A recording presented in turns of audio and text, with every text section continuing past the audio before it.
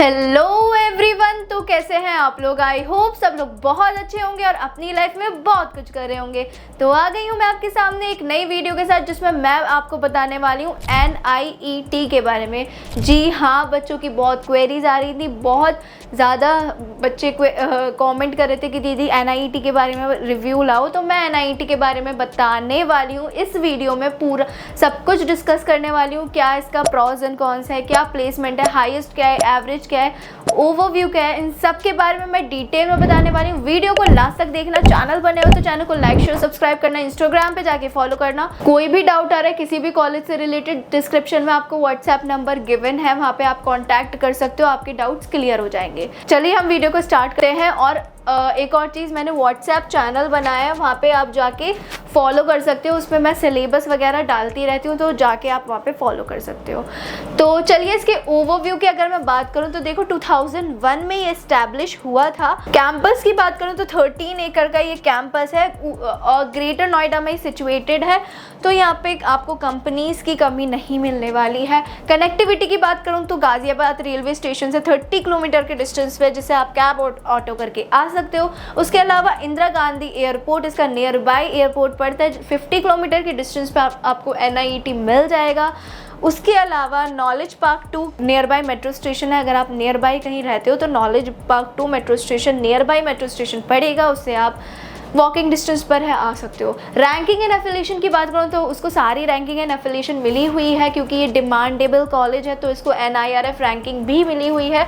101 से 150 के बैंड में इसको रखा गया है NIRF रैंकिंग में। बाकी NAC ग्रेड A ग्रेड इसको मिला हुआ है। उसके अलावा भी इसको अदर रैंकिंग एंड एफिलिएशन जैसे NBA जैसे एक्रेडिटेशन इससे मिला हुआ है। तो ऐसे बहुत सारे रैंकिंग एंड एफिलिएशन इसको मिले हुए हैं। उसके अलावा अगर मैं इसके प्रोग्राम्स की बात करूं तो यहाँ से आप बहुत सारे प्रोग्राम्स कर सकते हो। MTech कर सकते हो, MBA कर सकते हो, MBA इनोवेशन कर सकते हो। उसके अलावा BTech CSE कर सकते हो। तो BTech के भी बहुत सारे कोर्सेज आप यहाँ से कर सकते हो, लेकिन हम टारगेट करते हैं BTech को। लेकिन अगर आपको और किसी कोर्स के बारे में भी जानना है तो डिस्क्रिप्शन में आपको व्हाट्सएप नंबर मैंने गिवन है, तो आप वहाँ से पूछ सकते हो, आपके डाउट्स क्लियर हो जाएंगे। आगे मैं बात करूँ तो इसके फ़ीस के बताने से पहले इसके मैं मोड ऑफ एडमिशन की बता देती हूँ कि आप यहाँ पे कैसे एडमिशन ले सकते हो। तो यहाँ पे आपको एडमिशन लेने के लिए काउंसलिंग के थ्रू भी आप एडमिशन ले सकते हो। जो UP टेक काउंसलिंग होती है उसके थ्रू आप एडमिशन ले सकते हो। दूसरा, अगर आपका 12th में अच्छा खासा स्कोर आया होगा तो भी डायरेक्टली एडमिशन हो जाता है। बाकी तीसरा, मैनेजमेंट कोटा से भी आप एडमिशन ले सकते हो। इसका प्रोसेस क्या होता है कि इसमें अगर आपके पैसे ज़्यादा हो, लाइक अगर आपका UP टेक काउंसलिंग से भी नहीं हो पा रहा है, आपने JMAs नहीं दिया, दूसरा का 12th में भी आपका इतना अच्छा स्कोर नहीं आया कि आप इसमें डायरेक्टली ले सकते हो, तो तीसरा मैनेजमेंट कोटा से आप ले सकते हो। पैसे इसमें थोड़ा ज़्यादा लगते हैं, लेकिन उसके अलावा यहाँ पे स्कैम्स भी बहुत होते हैं। आपको कोई भी बोल देगा कि हम इतना डोनेशन दे दो और हम आपका डायरेक्टली एडमिशन करा देंगे, फिर वो डोनेशन लेने के बाद आपका एडमिशन भी नहीं होता और पैसा भी चला जाता है। तो ऐसे स्कैम्स में ना फंसते हुए मैं सजेस्ट करूँगी, जो डिस्क्रिप्शन में नंबर है आप कांटेक्ट कर सकते हो।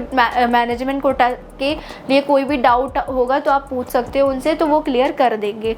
बाकी मैं इसके फ़ीस की बात करूँ तो देखो, फ़ीस इसकी फर्स्ट ईयर में जो होती है 1,79,000 होती है। उसके बाद सेकेंड ईयर से 1,55,000 फ़ीस लगना स्टार्ट हो जाती है। ये सारी fees like security and all ये काउंट होने के बाद 1,55,000 फ़ीस होती है सेकेंड ईयर से। देन अदर ब्रांचेस की देखोगे तो 1,26,900 फ़ीस रहती है और MTech की 1,55,000 फ़ीस रहती है। आगे हम बात करते हैं इसके प्लेसमेंट्स की। तो इसका प्लेसमेंट भी अच्छा है, एवरेज है, ठीक ठाक है। हाईएस्ट जो अभी तक लगा है वो 51 लाख पर एनम रहा है, जो कि महिमा कौशिक का माइक्रोसॉफ्ट में लगा था। उसके अलावा बहुत सारे प्लेसमेंट्स हैं, जैसे सेकेंड हाईएस्ट बोल सकते हैं 46 लाख पर एनम का लगा है, जो कि पोलो में लगा था। उसके अलावा third highest 23 lakh per annum रहा है। उसके अलावा fourth highest 23.5 lakh per annum रहा है। ये सारे प्लेसमेंट्स इसका अच्छा है, एवरेज है, ठीक ठाक है। आप अगर लेने का सोच रहे हो तो आप ले सकते हो, लेकिन प्रायोरिटी मैं सजेस्ट करूँगी कि मैं सजेस्ट कब करूँगी, लास्ट में। पहले हम पूरा देख लेते हैं कि है क्या।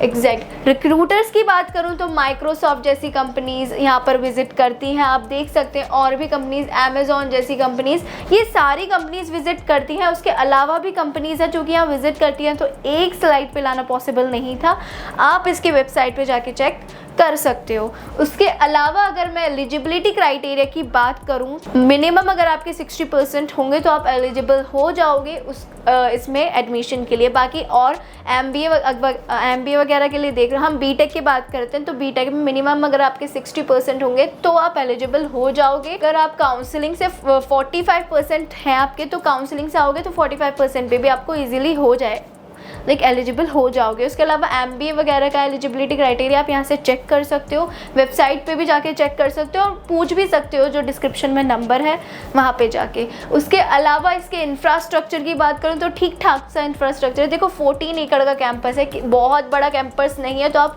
ऐसी लाइफ तो एक्सपेक्ट मत करो कि बहुत आपको ड्रीमी लाइफ मिलने वाली है जैसे मूवीज़ वगैरह में बताते हैं। तो नॉर्मल सा है, बहुत बड़ा कैंपस नहीं है। तो अगर आपको थोड़ा पढ़ाई वाले बच्चे हो रहा है तो ले सकते हो।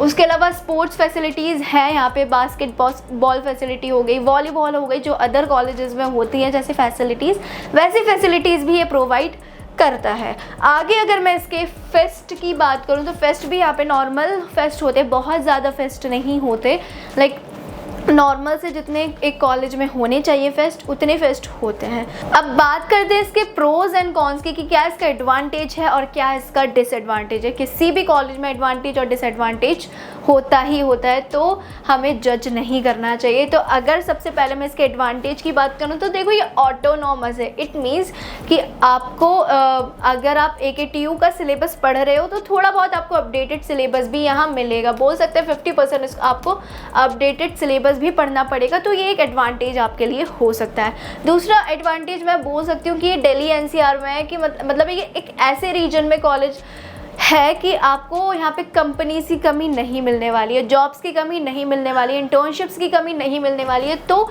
ये एक एडवांटेज आपके लिए हो सकता है। थर्ड अगर मैं एडवांटेज की बात करूँ तो ईजी टू टेक एडमिशन। अब ईजी टू टेक एडमिशन कैसे है तो वो आप खुद ही सोच सकते हो, लाइक इतना ज़्यादा टफ नहीं है। एलिजिबिलिटी क्राइटेरिया 45% है काउंसलिंग के लिए, काउंसलिंग वाले बच्चों के लिए, तो ये एक इजी टू टेक एडमिशन मैं बोल सकती हूँ। बाकी कैसा क्या रहता है प्रोसेस, उसके लिए जो डिस्क्रिप्शन में नंबर है आप वहाँ से कांटेक्ट कर सकते हो, आपके सारे डाउट्स वहाँ क्लियर हो जाएंगे। दूसरा अगर मैं डिसएडवांटेज की बात करूँ तो देखो, दूसरा एक डिसएडवांटेज ये हो सकता है कि एफिलेटेड विद AKTUs है। भले ही ये ऑटोनॉमस है बट AKTU से भी तो एफिलेटेड है, तो आपको AKTU का सिलेबस भी वहाँ पढ़ना पड़ेगा, तो ये एक डिसएडवांटेज मैं बोल सकती हूँ। दूसरा डिसएडवांटेज की अगर मैं बात करूँ तो कैंपस एरिया बहुत छोटा है। लाइक आप जैसा एक्सपेक्ट कर रहे हो कि ये हम बहुत ये मस्ती मजाक करेंगे, मतलब कैंपस एरिया बहुत छोटा है। मस्ती मजाक आप कर सकते हो, लेकिन एरिया देखो ना, 14 एकड़ का कैंपस है, कितना ही आप मस्ती कर पाओगे, तो ये एक डिसएडवांटेज हो सकता है। तीसरा अगर मैं डिसएडवांटेज की बात करूँ तो फैकल्टी बहुत एवरेज है, लाइक क्योंकि देखो यहाँ पे AKTU से एफिलेटेड है और इतना फैकल्टी, जैसा मैं बताती हूँ AKTU के कॉलेजेस में इतना सारे फैकल्टीज़ जो कॉलेजेस होते हैं वो फैकल्टीज़ पे ज़्यादा ध्यान नहीं देते हैं, तो वो ना कॉलेज बहुत एवरेज फैकल्टीज़ रखते हैं जो AKTU से एफिलेटेड होता है, तो यहाँ पर फैकल्टीज़ का सपोर्ट आपको इतना नहीं मिलेगा जितना अदर प्राइवेट कॉलेजेस में मिल सकता है, तो ये एक डिसएडवांटेज हो सकता है।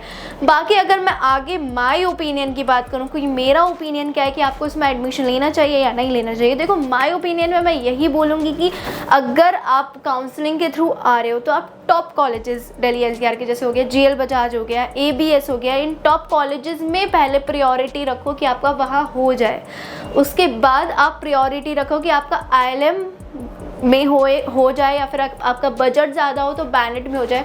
उसके बाद इन कॉलेजेस में नहीं हो पा रहा है, then you will choose NIET, otherwise you will choose ILM Bennett first. तो मेरा ओपिनियन तो यही है। बाकी आप लोग क्या सोचते हो वो आप मेरे को कमेंट सेक्शन में बता सकते हो।